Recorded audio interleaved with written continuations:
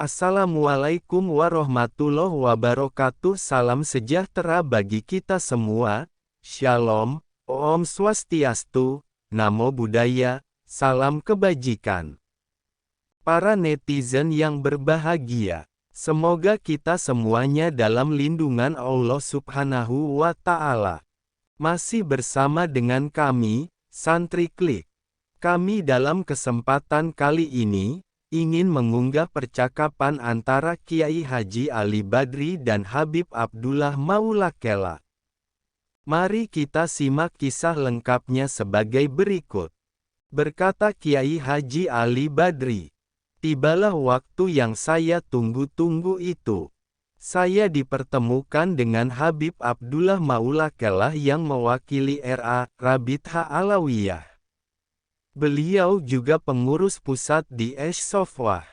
Kalau tidak salah ketika itu beliau juga pimpinan redaksi majalah Mafahim yang diterbitkan oleh Esh-Sofwah. Di gelanggang diskusi itu, telah siap Kiai Ihya sebagai pengamat dan Kiai Lutfi sebagai moderator.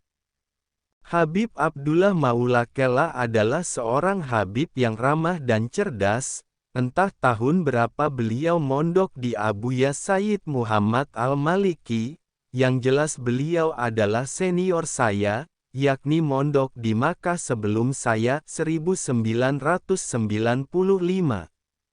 Diskusi pun berjalan dengan baik dan tidak terlalu tegang. Bahkan tidak ada perdebatan karena beliau tidak menyanggah apapun yang saya sampaikan. Saya ceritakan dialog kami dengan singkat saja. Pertama, Habib Abdullah menyampaikan keluhan habaib yang menganggap saya telah membuat keributan dengan membuat lembaga dan mengesahkan nasab keturunan Wali Songo. Saya pun menjelaskan kronologi seperti yang saya ceritakan di awal, bahwa saya sudah mencoba untuk menghubungi Ra namun ada yang menjegal. Yang menjegal itu adalah seorang Habib terkenal, sehingga saya pun berpikir bahwa yang alim saja sikapnya seperti itu, apalagi pengurus RA saat itu yang menurut saya bukanlah ulama. Saya meminta agar Habib Abdullah memaklumi saya, yang kemudian merasa pesimis untuk melanjutkan.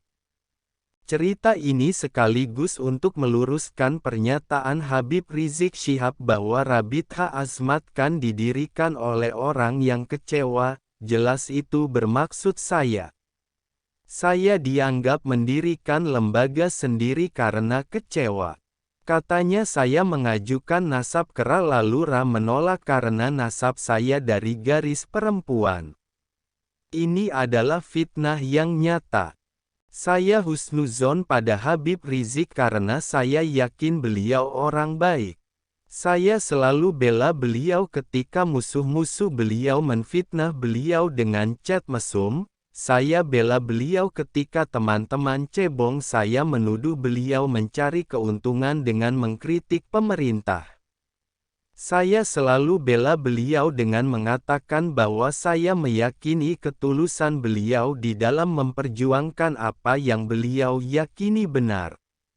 Saya selalu bela beliau walaupun beliau telah menyakiti hati saya dan keluarga saya.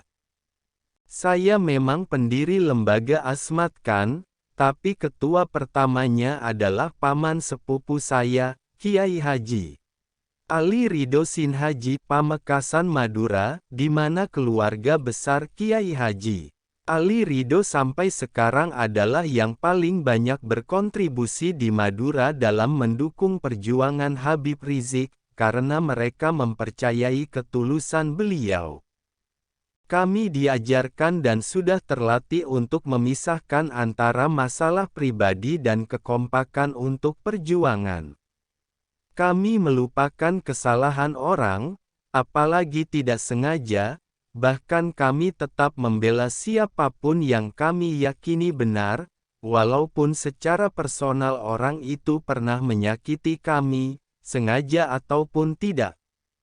Makanya, ketika saya menyimak statemen Habib Rizik tentang lembaga Azmatkan yang saya dirikan, walaupun saya kesal tapi saya tetap yakin bahwa beliau tidak mungkin sengaja membuat fitnah, pasti beliau hanya menerima laporan dari RA atau yang lain.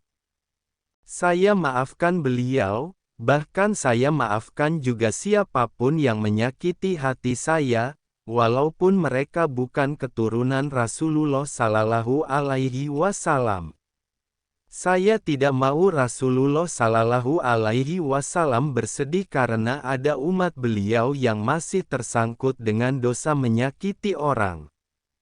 Kedua, Habib Abdullah mewakili RA, mengatakan bahwa nasab Wali Songo ke bawah itu masih meragukan. Saya pun berkata, bagaimana bisa antum mengatakan nasab ke bawah Wali Songo meragukan?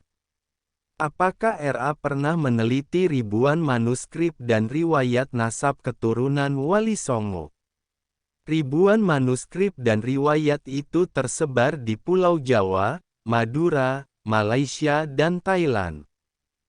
Kalau RA belum pernah melihat dan meneliti ribuan manuskrip yang ada itu, maka RA tidak boleh membuat statement bahwa nasab ke bawah Wali Songo meragukan, itu namanya khianah ilmiah, berkhianat dalam keilmuan.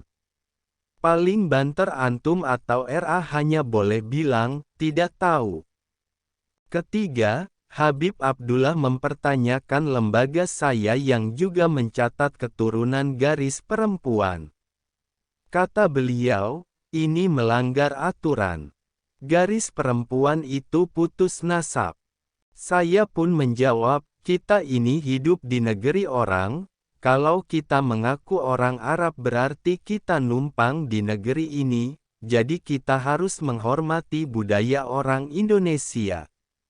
Orang Indonesia tidak membeda-bedakan keluarga dari garis laki dan perempuan.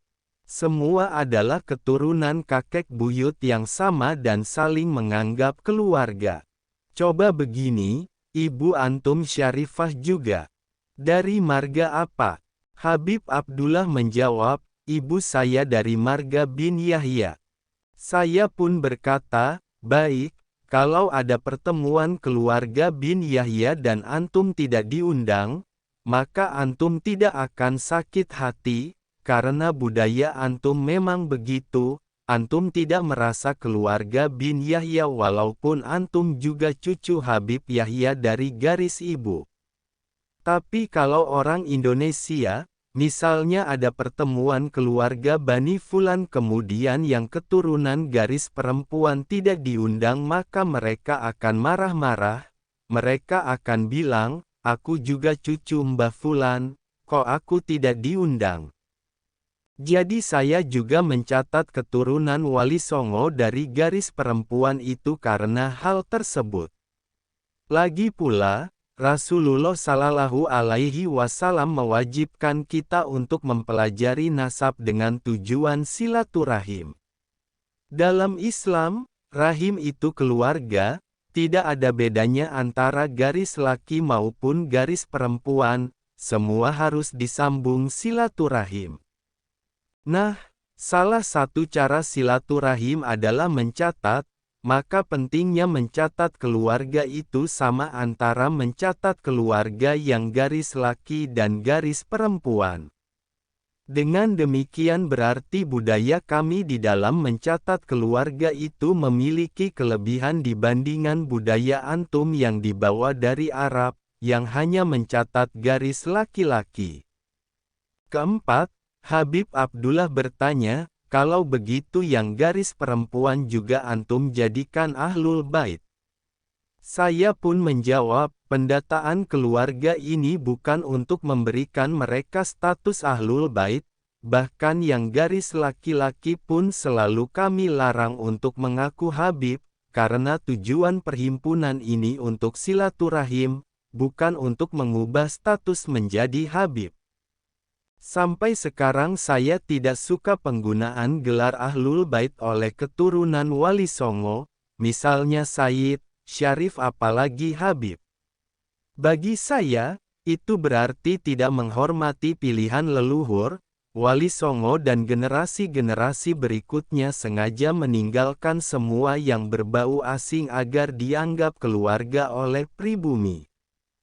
Penggunaan gelar itu bisa dianggap perlu kalau untuk kepentingan hubungan dengan ashraf di Arab, kalau di Indonesia sebaiknya biasa saja.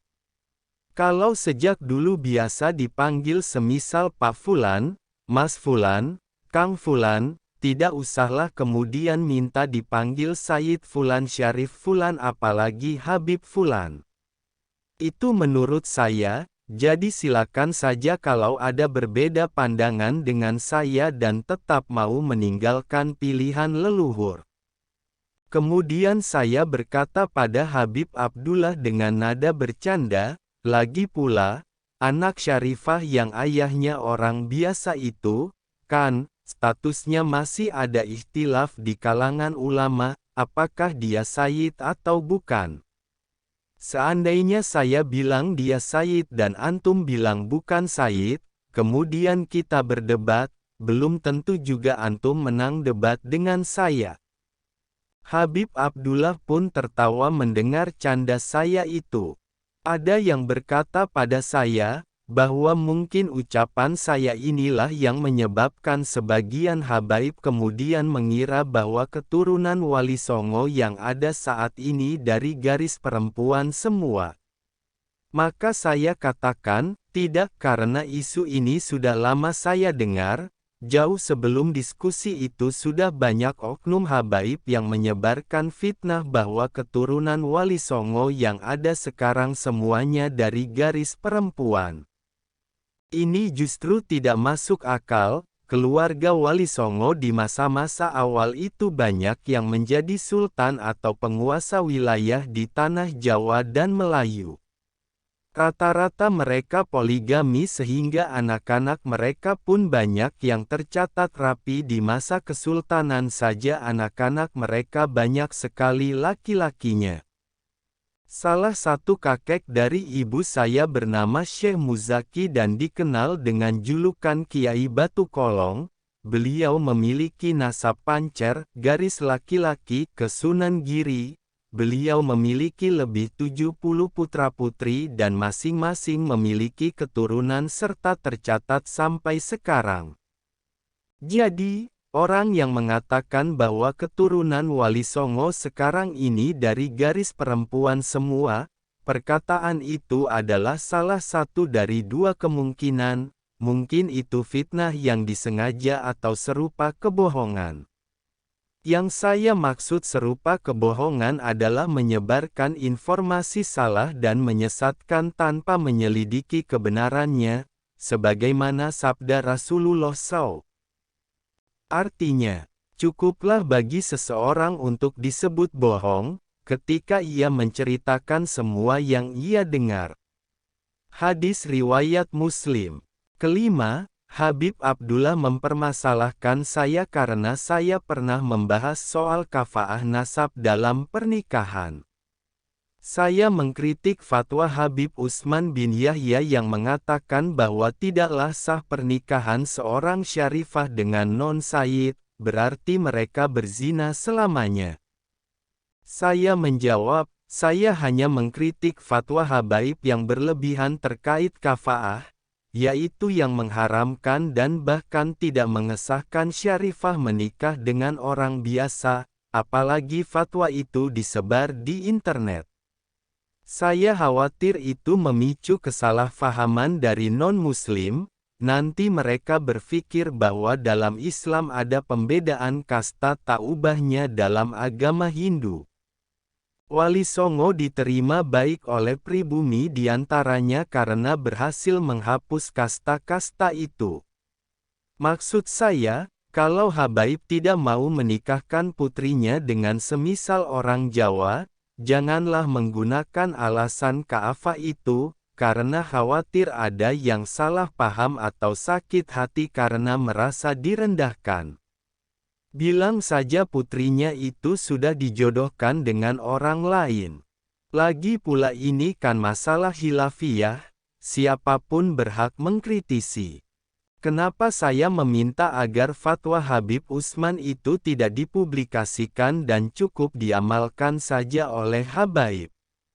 Karena menurut saya, publikasi fatwa Habib Utsman itu bisa merusak nama baik habaib di mata pribumi, karena Habib Utsman adalah seorang mufti Betawi di bawah Departemen Pemerintah Kolonial Belanda, sedangkan Belanda saat itu membuat peraturan bahwa imigran Arab tidak boleh menikah dengan pribumi.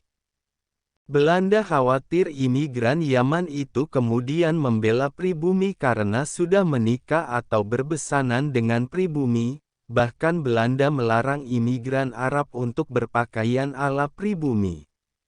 Saya khawatir fatwa Habib Utsman ini dikait-kaitkan dengan peraturan Belanda itu, yakni dianggap ada main dengan Belanda. Kenapa Belanda begitu takutnya imigran Arab menikah dengan pribumi? Karena pernikahan itu bisa melahirkan emosional, siapapun pasti tidak akan terima keluarga istrinya atau besannya dijajah orang, ditambah lagi dengan fakta ada sebagian Habib yang menikah dengan pribumi kemudian membela pribumi. Misalnya kakek istri saya, Habib Awad bin Yahya. Habib Awad menikah dengan putri Adipati Semarang, keturunan beliau kemudian banyak yang menggunakan gelar Raden, bukan Habib, dan pro pribumi, misalnya pelukis legendaris Raden Saleh Bustaman. Raden Saleh yang awalnya sangat dekat dengan Belanda karena profesinya sebagai pelukis internasional, pada akhirnya beliau juga dicurigai dan dikejar-kejar oleh intelijen Belanda. Bahkan kakek istri saya yang bernama Habib Hasan, ayah mertua saya, menyembunyikan diri di desa Lewimunding, Majalengka.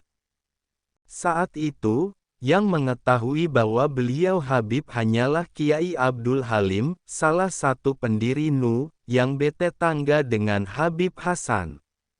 Habib Hasan meminta Kiai Abdul Halim agar tidak mempublikasikan jati diri beliau sebagai Habib. Demikianlah diskusi antara Kiai Haji Ali Badri dan perwakilan Robito Alawiyah Habib Abdullah Maula Helah. Dari sini jelaslah bahwa Robito Alawiyah memang dari dulu sudah tersebar di kalangan mereka bahwa keturunan Wali Songo meragukan, dan sudah saatnya untuk diluruskan pemahamannya. Semoga bermanfaat. Wallahul muwafiq ila aqwamit thoriq. Wassalamualaikum warahmatullahi wabarakatuh.